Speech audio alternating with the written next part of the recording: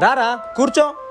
వా అన్నా, ఏంటన్నా నీ భార్య ఇంత సంస్కారంగా ఉంది. ఇలాంటి భార్య అందరికి దొరకాలి. ఇలాంటి సంస్కారం ఉన్న భార్య దొరికిండాలంటే పుణ్యం చేసి ఉండాలిరా, అప్పుడే ఇలాంటి భార్య దొరుకుతుంది. దాదా కూర్చో.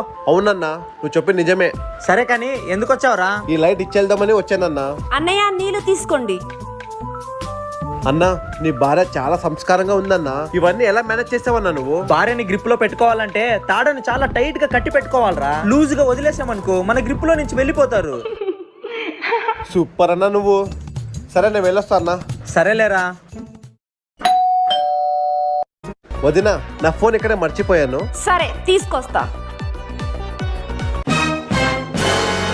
ఏంటి ఇప్పుడు బండలు అల్లుతున్నాను కదా, సామాన్లు తర్వాత కడుగుతానులే.